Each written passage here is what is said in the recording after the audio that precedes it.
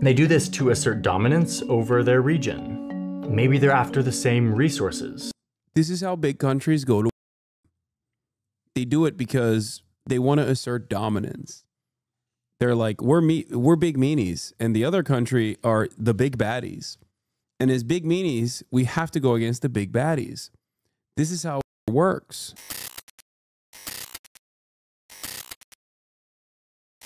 And why it the matters. nature of war is changing. Oh my God. Oh my God. And I want to show you how.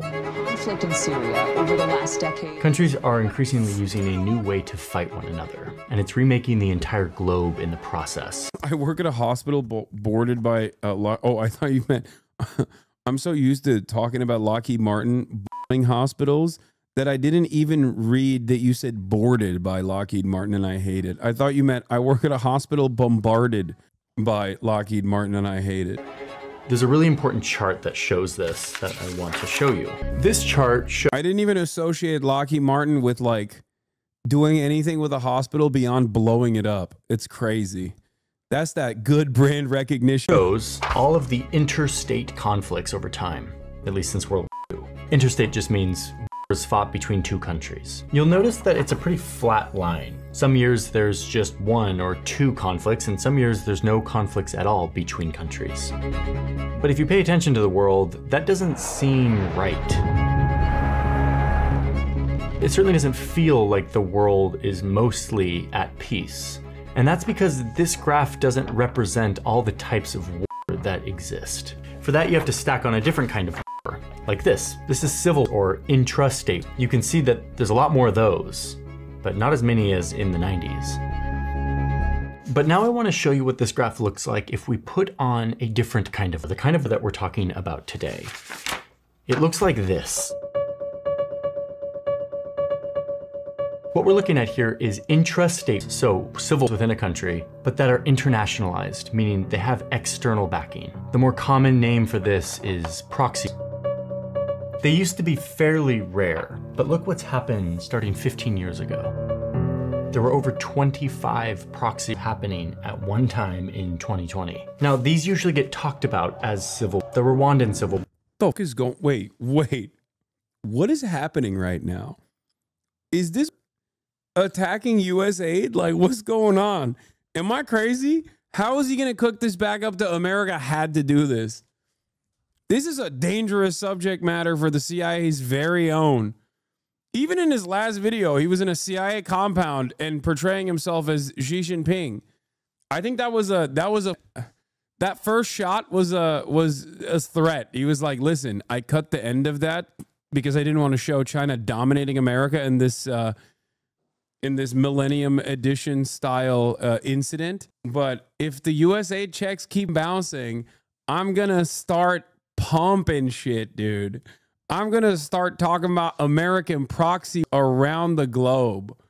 What is happening? I'm very interested to see how all of this wraps back around to Donald McDonald Harris's favorite pastime, which is to say, America didn't mean it, or America had to do it.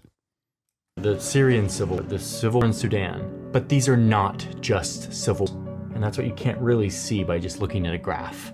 You have to go deeper, which is what I want to do today. I want to show you how these things work and why they are so dangerous. Because this is the new way that the most powerful countries in the world fight each other. Not fighting directly, but by using other conflicts as their battlefield. Proxies are deadlier, more resistant to peace, and they are a driving politics today.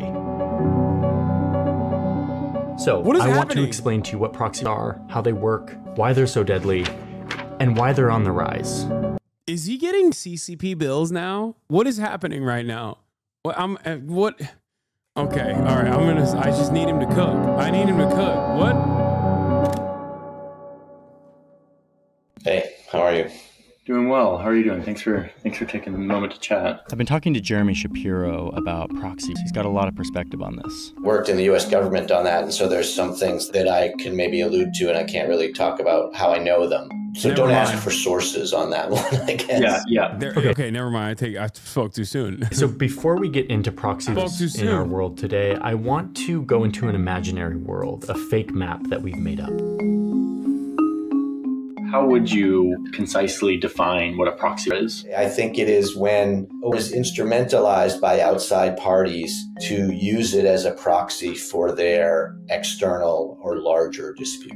In this, Oh my God, is this video going to be like Iran, China, and Russia are constantly doing proxy? Is that, oh my God, is that what he's going to, is that the takeaway from the video? Made up Oh my, world. I can't stop trying to predict what he's going to there say. are two dominant powers. Let's call them Johnnyland, and over here you've got Izistan. Yes, I'm doing this. Let's just go with it, please. In the old days, if Johnnyland and Izistan went to, it would look like this. They would send their armies smashing into one another. It was really violent. Looked very much like World War I and World War II. They ended up in massives with each other that were quite destructive, often to their own countries, particularly if they lost, but frankly, even if they didn't lose. Well, and let's remember why big powers go to war. They do this to assert dominance over their region. Maybe they're after the same resources. This is how big countries go to. They do it because they want to assert dominance. They're like, we're big meanies, and the other country are the big baddies. And as big meanies, we have to go against the big baddies. This is how it works. I mean, he did bring up resources at least. Holy. Maybe they fear each other as rivals and they see an opportunity to weaken the other. Or maybe Johnnyland forgot to sign the kids up for Little League and Izistan is angry. And they're fighting directly. This is how it has worked for thousands of years. That is, until the greatest of them all. World II was that showed the world that we had become too dangerous, too advanced, too destructive, especially with the invention of atomic weapons. Nuclear weapons really focus the mind. They are so destructive and so easy to deploy once you have them that the idea that you could ever defend yourself against that is not one that really any country has ever entertained. In a nuclear age, it would be insanity for them to fight each other directly. So direct between these two great powers became unthinkable, and thus it basically stopped.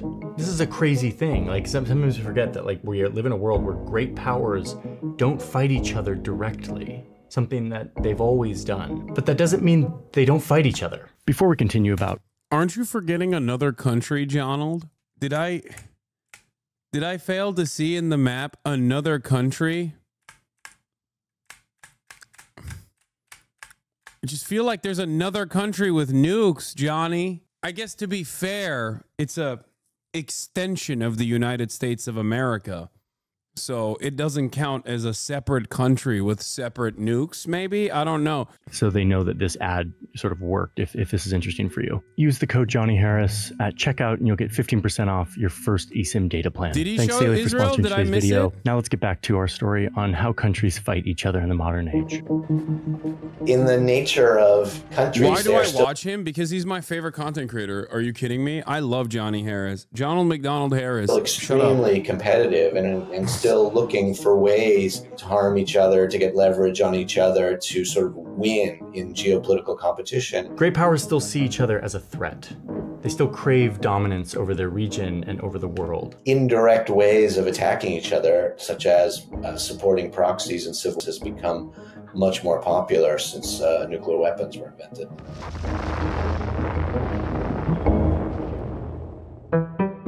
So back to our fake map. What this looks like is it would probably start as a conflict popping up within a nearby country. Could be a civil war, a power struggle, or just some political unrest. Now these two big countries see an opportunity to fight each other indirectly by supporting one. They send guns, money, military trainers, and this is a proxy war.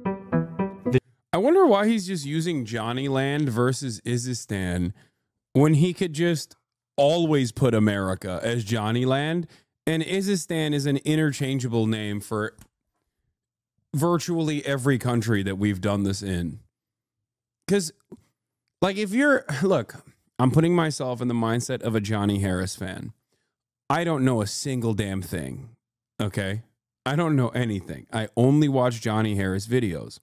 And because I've only watched Johnny Harris videos, I think America is ultimately a force for good. But then when he's describing this, I'm beginning to realize that even in previous Johnny Harris videos, I've come to the realization that America kind of does a lot of the stuff that he's talking about here.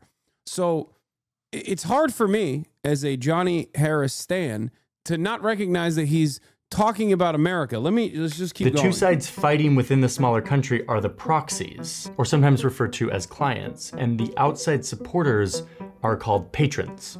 Now remember, in this case, they're just sending support to their side. Hey, Stalinists, us liberals like unbiased history. That's on period, sweaty. That's right. Yeah, these freaking tankies and their love for revisionist history, unlike me, a liberal in America. Of an internal struggle, a civil war in another country. A war is instrumentalized by outside parties to use it as a proxy for their external or larger dispute. From the great power perspective, what is the advantage or benefit of choosing this tool of engagement rather than more direct versions? Depending on the situation, a great power can hope that they can really sap the strength of their rival through support to a proxy war. Unfortunately, this is a really rational thing for big countries to do. They get deniability. They can say, hey, we're not really involved in this war. And they don't have to sacrifice any of their citizens. And they're able to contain the violence in someone else's country. They get to fight their rival and have someone else pay the price. Wow, that just sounds exactly like Elizabeth Warren, Lindsey Graham, virtually every other senator on associated with foreign policy in this country speaking about Ukraine. That sounds, I've heard Lindsey Graham say all these three words in succession. That's proven to be an efficient and somewhat, from a great power perspective, less dangerous way of geopolitical competition than direct wars. Now, technically, proxy wars can take slightly different forms, like if the two big countries support two smaller countries that are fighting each other, or if one big country invades another country and then the rival supports the resistance of that invasion. There's lots of different forms, but the whole idea is that these two great powers are fighting each other via a different country or different groups. Let's be done looking at the fake map and look at the real map, the real history of what proxy wars look like in real life. This dynamic has existed for a really long time, but the modern version of it starts to really crop up in the Cold War. 116. We've got these two great powers, the two big patrons, Soviet Union and the United States, using proxy war as a way to fight each other, turning the entire globe into a battlefield. This is why it was a Cold War. They never fought each other directly. They just chose local conflicts to support and fuel in an effort to win more influence over the map. Right after World War II, the superpowers focused on China's civil war, supplying opposite sides with military hardware, money, training. This paid off for Moscow when the communist side won. Kind of feels like the USSR were the good guys on that one. Kind of feels like America was mysteriously on the bad side of this one, but surely that's just for this conflict, right? There's no way that this translates to virtually every other proxy war during the Cold War, right? No way. It was a major blow to the United States, but the support in this proxy war was nothing compared to what happened right after in Korea. Korea had become a place of 24-hour terror. Nothing and no one was left untouched by the harsh, bitter reality of war. Moscow authorized its proxies in the north to try to take over the US-backed South, something they... I'm sorry, what? No, that's not what happened. That's not what happened at all. Remember when earlier Donald said sometimes big countries will sometimes larger regional powers will support like the actual people's backed insurgency movement, for example. That is what the USSR was doing in this situation, and famously not enough of it, as a matter of fact. The notion that the notion that the USSR was full tilt in support of North Korea, a designation that didn't just exist, okay?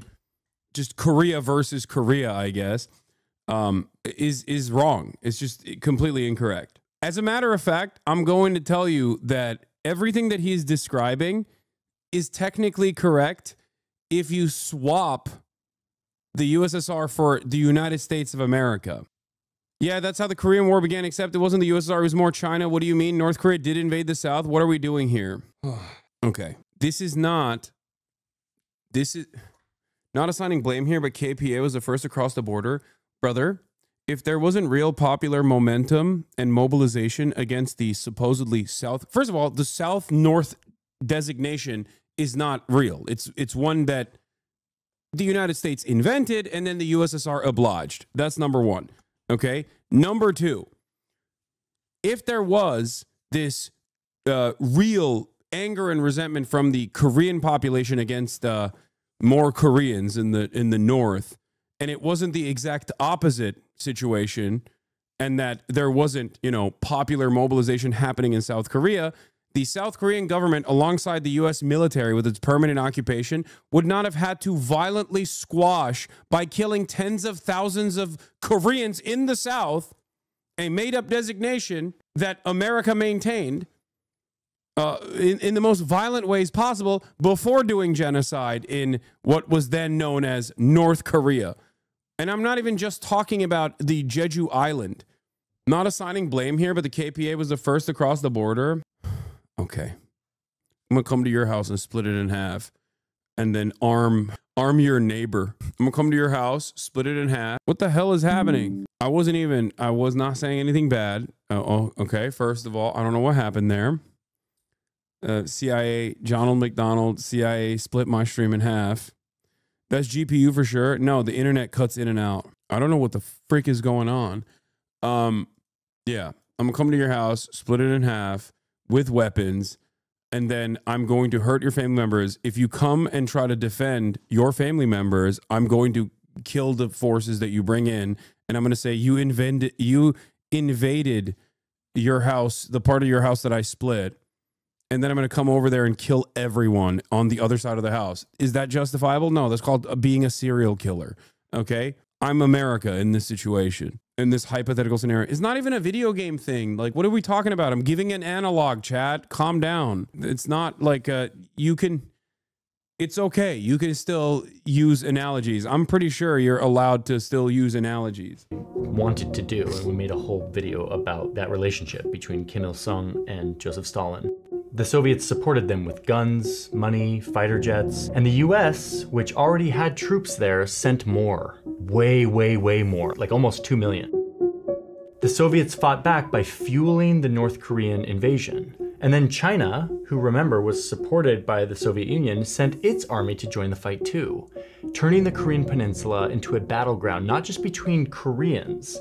Like, guys, inside of every country, there are internal dynamics that you just can't simply wash aside. Especially a country like Korea that has always been occupied, okay? Especially in like the last 100 years.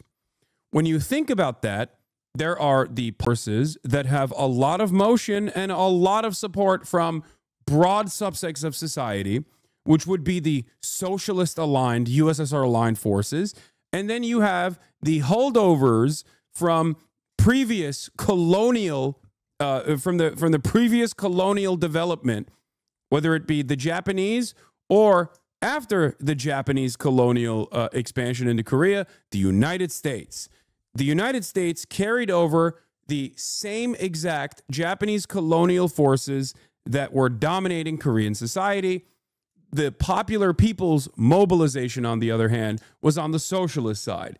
The notion that this was a north-south distinction, the notion that this was like a complete like north-south designation is an entirely made-up thing, Okay? Made up. It's not real. Blowback does a fantastic job of talking about this. Okay? I hope you guys will listen to whichever season it was, I forget. Season 3. Season 3 of Blowback goes into great detail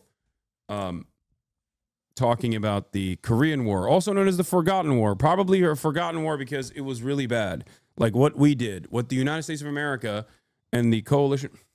Fuck, what is happening to my fucking stream today, man? Hold on. Oh, there it is. Now it magically works. What the United States of America did in Korea would be considered genocide if it wasn't the United States doing it. And I think it should be considered a genocide. But between these massive powers, who were both trying to spread their ideology across the map, all of this outside weaponry and manpower prolongs the fighting beyond what the two sides could sustain on their own. Compared to little North and South Korea, American, Chinese, and Soviet supplies were practically limitless, and this escalated the conflict for years. And then you see something crazy here, which is something we're going to see a lot in these proxy wars. Even when North Korea wanted to stop the fighting, Moscow wouldn't let them. They told them to keep fighting. They had so much leverage over them. Dude, I'm serious. This is directly the, everything he's saying, think the opposite, okay? Instead of USSR, insert the United States of America. Instead of North Korea, insert South Korea. And you will understand the truth. Like, this isn't even like quote unquote tanky shit, by the way. Okay, just make no mistake. This is laughable historical revisionism. Genuinely. Is this your idol? No, this is the reason why. I don't understand it. Even the normie historians on YouTube don't make this slop. Yeah, it's such a blatant revisionist history here that is so incorrect. Let me see. I wonder if other people are talking about this. Johnny briefly listed DPRK and wanted to invade ROK far more than the USSR wanted to.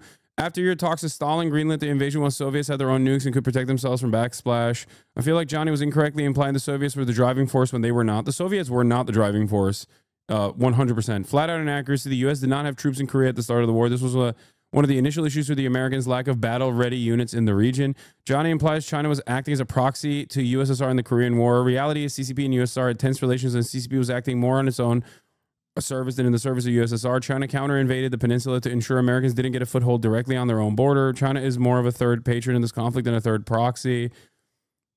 Like, like this person is correct on the facts, even if he's a little bit biased. Like, Johnny Harris is making legitimate historical errors when he is ultimately insanely reductive in his analysis, especially when he talks about escalating the conflict for years is a bit misleading. It is true that if the U.S. did not intervene, the DPRK would have soundly defeated the ROK in a matter of months. This is true.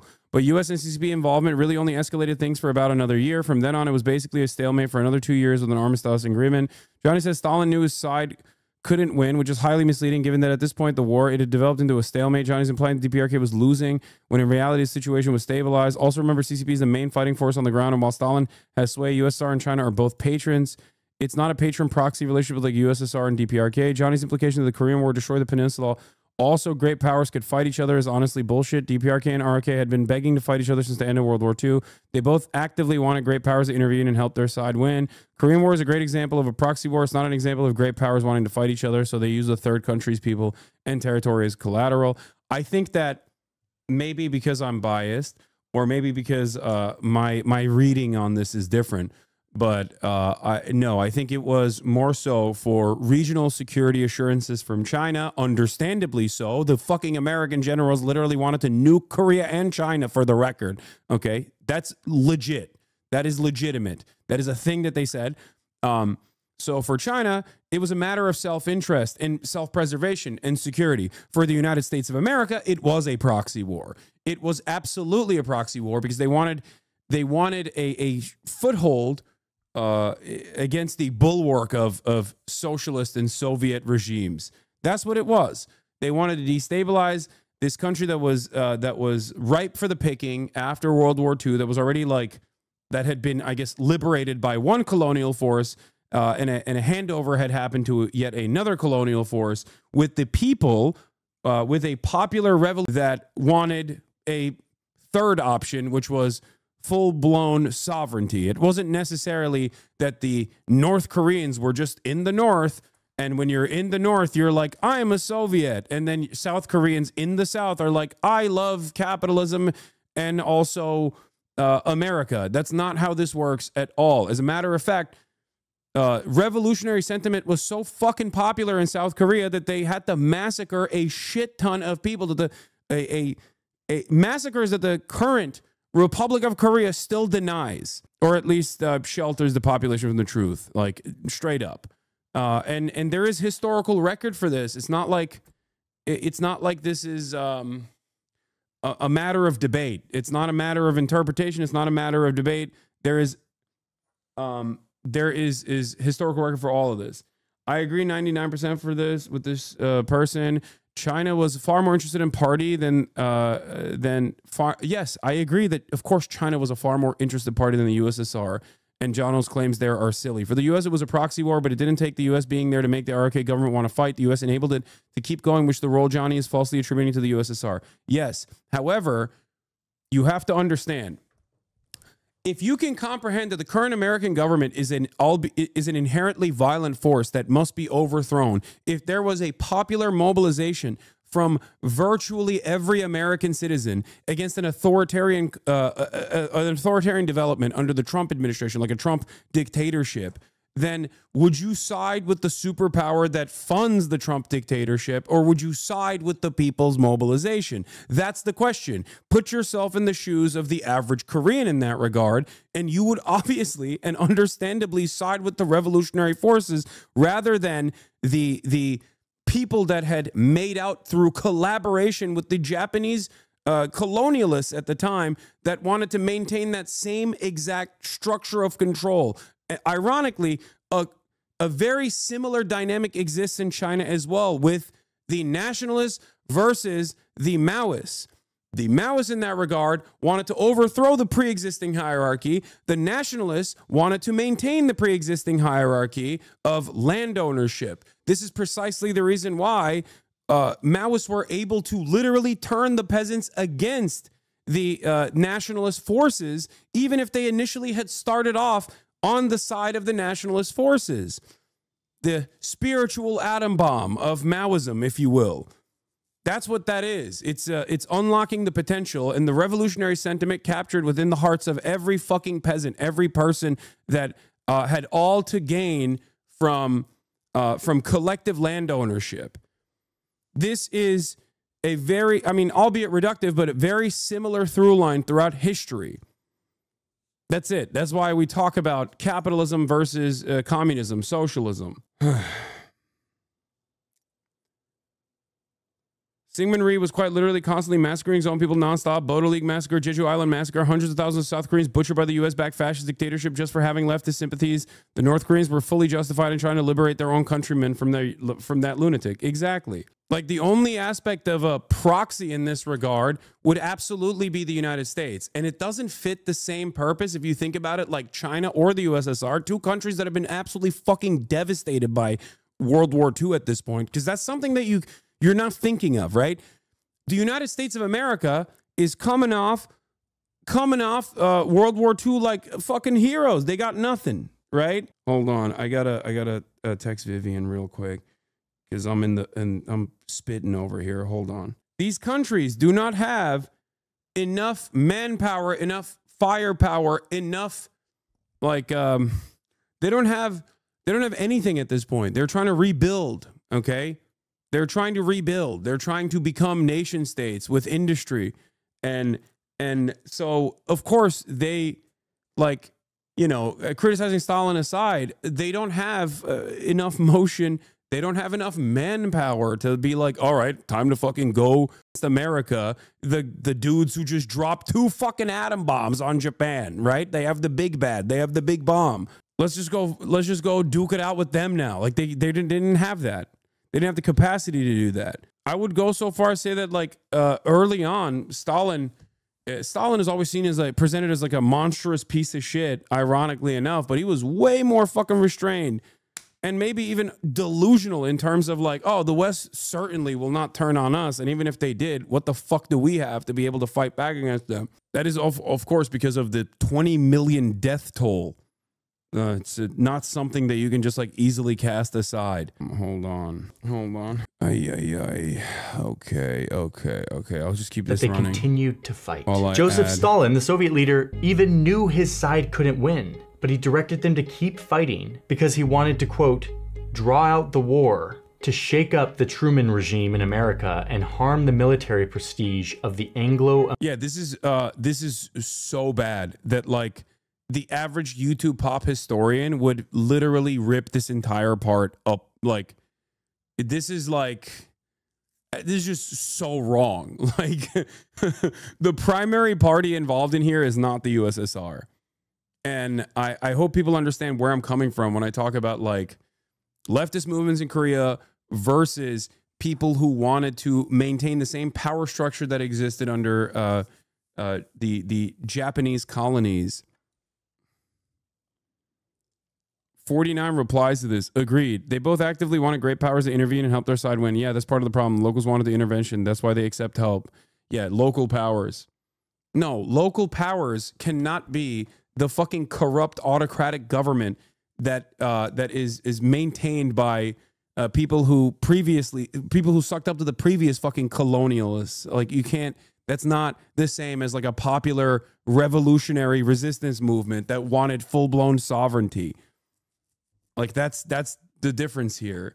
That's my problem here. Yes, of course, corrupt autocrats are always going to demand help from larger superpowers, and America is always going to be excited at that prospect. They're going to be like, oh, thank God. We didn't have to set up our own puppet state. You were here to begin with. Johnny purposely gets a lot wrong on China to the point where he sounds like CIA. U.S. aid-supported content creator who signals a nice hippie but is a Fed.